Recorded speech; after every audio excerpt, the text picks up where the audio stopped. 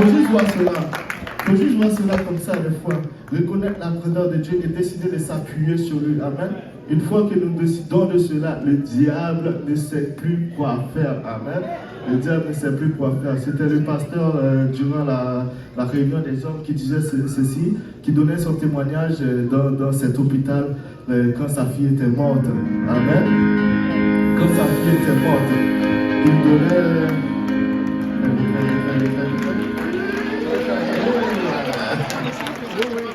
Voilà, je vais aller vite parce que je n'ai pas beaucoup de versets non plus. Donc, il donnait ce témoignage où il disait que durant ce temps-là, il avait envie d'être fâché contre Dieu, amen, ou même contre le diable, contre tout le monde. Mais une chose qu'il a décidé de faire, c'est de lever ses mains et d'adorer le Seigneur, amen. Et ça a confus le diable, amen. Quand nous faisons cela, le diable est confus. Quand nous entrons dans le repos du Seigneur, le diable est confus, amen. Parce qu'il essaie d'envoyer les guerres, il essaie d'envoyer les mauvaises pensées et de nous mettre dans des combats jour après jour. Mais quand nous décidons de s'appuyer sur Dieu, vous savez quoi? Le diable ne sait plus quoi faire. Amen. Amen. Donc, peuple de Dieu, appuyons-nous sur Dieu. Je vais finir avec ceci. Quand vous regardez le peuple d'Israël dans le désert, Dieu a détourné le chemin du peuple d'Israël premièrement. Nous connaissons l'histoire, il a détourné le chemin du peuple d'Israël. Il devait passer par un chemin pour aller à la terre promise, mais Dieu les a fait passer par le désert. Mais quand nous regardons dans le désert, nous voyons que dans le désert, c'est là que le peuple se plaignait, c'est là que le peuple se révoltait contre Moïse, mais c'est dans ce même désert, et nous savons que le désert signifie endroit de difficulté, endroit de détresse, amen, endroit de souffrance. Mais c'est dans ce même désert que Dieu a instauré les fêtes, que Dieu a instauré le repos, que Dieu a instauré le sabbat. Même dans vos moments de difficulté, appuyez-vous sur Dieu. Reposez-vous sur Dieu et il va prendre soin de vous. Il va prendre soin de vous. Amen. Alléluia. C'est ça mon message, peuple de Dieu. Que le Seigneur vous bénisse et élève-vous dans l'adoration. Amen, amen, amen, amen. Le Seigneur veut nous faire entrer dans son repos. De ce monde avant lui, et puis on s'attend qu'il agisse. Après, quand il n'y a rien, on est choqué. Mais on ne priorise pas Dieu. Ça ne marche pas. On met... C'est tellement facile de perdre 3 heures dans ce monde. Et un des plus grands facteurs de distraction, c'est les téléphones. Que nos parents disent Amen.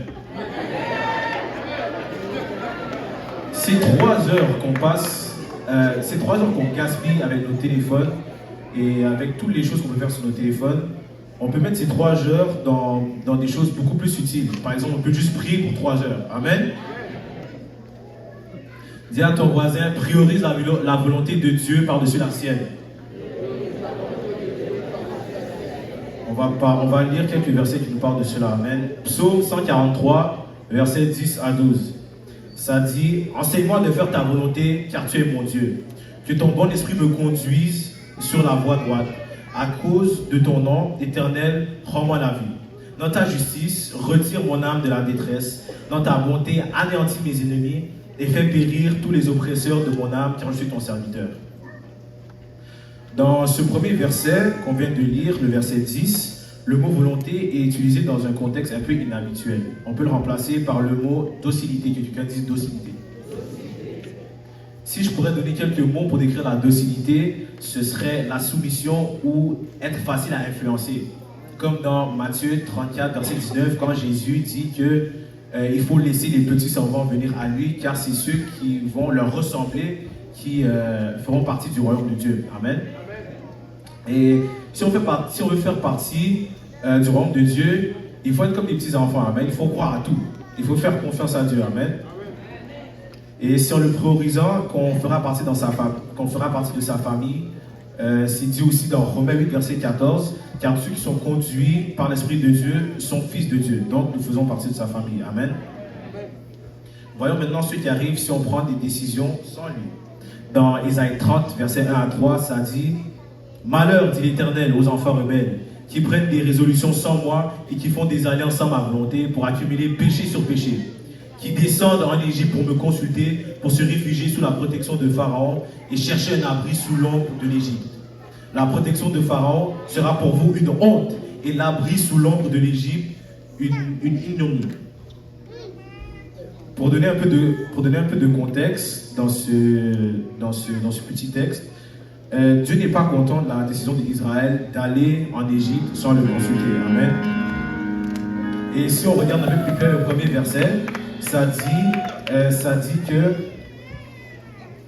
celui qui ne lui ressemble pas, autrement dit, ceux qui n'ont pas son esprit, prendront de mauvaises décisions sans lui, et c'est pas qu'est-ce qu'on veut. Amen. En plus, dans le verset, quand on regarde le mot rebelle, non seulement ça veut dire être un rebelle, mais ça veut aussi dire être désobéissant et être un rétrograde. Je ne sais pas pour vous, mais la dernière chose que je voudrais faire, c'est me détourner des voies de Dieu et devenir un rétrograde. Amen. Éveil spirituel.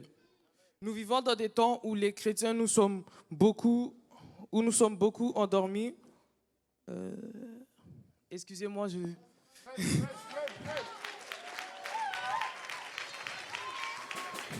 Ok. Nous vivons dans des temps où les chrétiens, nous sommes beaucoup endormis. Comme il est dit dans Romains 13, nous devons nous réveiller. Nous avons plus beaucoup de temps et Dieu veut faire de grandes choses dans le peu de temps qui nous reste. Mais comment peut-il nous utiliser si nous dormons? Comment peut-on savoir s'il est temps de... Comment peut-on savoir quel est le temps de la pluie si nous dormons?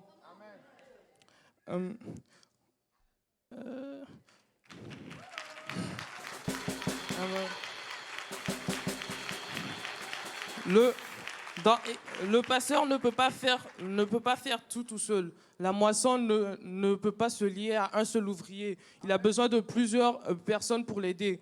Dans Éphésiens 4, 11, c'est dit, il est donné les uns comme apôtres, les autres comme prophètes, les autres comme évangélistes, les autres comme pasteurs et docteurs pour le perfectionnement des saints en vue de l'œuvre du ministère et de l'édification du corps du Christ. Cela veut dire que même si le pasteur, c'est un ministère parmi 4 autres, c'est-à-dire tous les autres ministères, ce sont les personnes de l'Assemblée comme nous qui devons les exercer. Le pasteur ne peut pas tout faire tout seul. L'Église a besoin de plusieurs personnes pour pouvoir grandir. Pour cela, il faut que chacun se réveille. Vous pouvez me dire, comment me réveiller? La réponse est simple, la prière. Amen. La prière est notre seule façon, nous, en tant qu'humains, d'avoir un impact sur notre vie spirituelle. Et certes, il faudra prendre certaines résolutions, comme quitter certaines personnes, mais arrêter le travail pour certains. Mais sachez que vous gagnerez plus que ce que vous perdez en prenant certaines résolutions. Je vous le dis encore, réveillez-vous.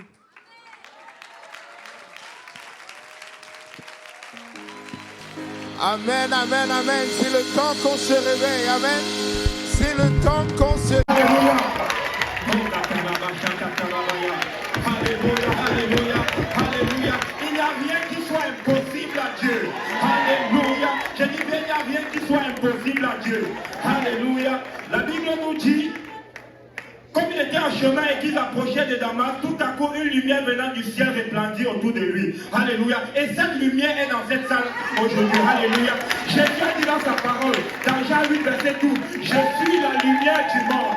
Alléluia. Quand tu es meurtrier, quand tu es voleur, quand tu es bandit et que tu rencontres le Seigneur Jésus-Christ, tu as rencontré la lumière. Alléluia. Jésus va te changer aujourd'hui. Alléluia. Alléluia. Alléluia. La Bible, Jésus le parle de nouveau et dit, je suis la lumière du monde. Celui qui me suit ne marchera pas dans les ténèbres, mais il aura la lumière de la vie. Alléluia. Dieu peut te changer aujourd'hui. Alléluia. Moi qui prête la parole aujourd'hui, je n'étais pas comme ça avant. J'étais dans le monde, mais Dieu m'a changé. Alléluia. Dieu va changer quelqu'un au nom de Jésus. Alléluia. Gloire au Seigneur Jésus. Alléluia. Vous savez, quand tu as peu de venir là, c'est tellement des choses à dire là. Alléluia. Il répondit, qui es-tu, Seigneur? Alléluia. Il est en route pour Damas. Il est en train d'aller prendre l'autorisation pour mettre les chrétiens en prison. Parce que l'évangile qu'on disait Jésus est Dieu, ça n'entrait pas dans la tête de l'apôtre Paul. Alléluia. Mais la Bible dit que pendant qu'il était en chemin, il a rencontré le Seigneur Jésus-Christ. Il a rencontré cette lumière. Et il dit, qui es-tu, Seigneur? Seigneur. Alléluia. Il voulait connaître l'identité de Jésus-Christ. Alléluia. Tu ne peux pas servir Dieu sans connaître son identité. Alléluia, alléluia, alléluia. Il répondit, qui es-tu Seigneur? Et le Seigneur dit, je suis Jésus que tu persécutes. Alléluia. Regardez, il dit, je suis Jésus que tu persécutes. Le Seigneur dit, et dans ta Bible c'est marqué ici Seigneur avec un S.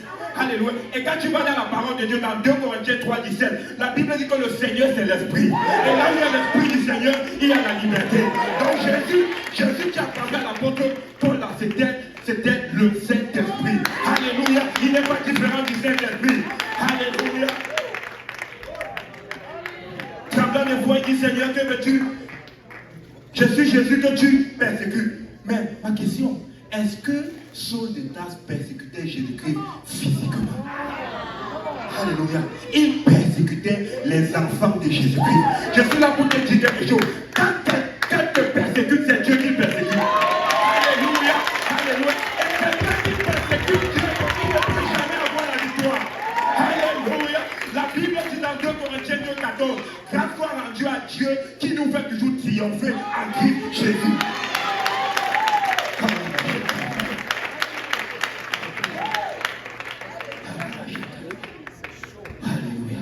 Je suis Jésus que tu persécutes. Il te serait dû de réserver contre les aiguilles. Ça veut dire quoi? Paul, comme tu m'as rencontré là, il serait dû pour toi de retourner en arrière. Alléluia. Quand tu rencontres le Seigneur Jésus, tu ne peux plus retourner en arrière. Alléluia. 2 Corinthiens 5, 17. Si quelqu'un t'a pris, il est une nouvelle créature. La chose ancienne sont passées. Voici toutes choses sont devenues nouvelles.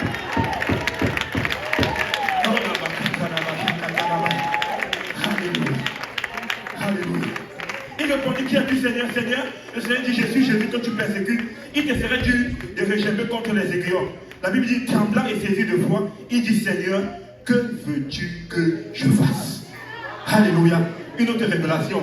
Quand tu rencontres le Seigneur Jésus-Christ, tu dois faire quelque chose. Amen. Alléluia. Il dit, que veux-tu que je fasse? Aujourd'hui, voici ce que tu as besoin de faire. Tu as besoin d'obéir à l'évangile. Amen. Amen.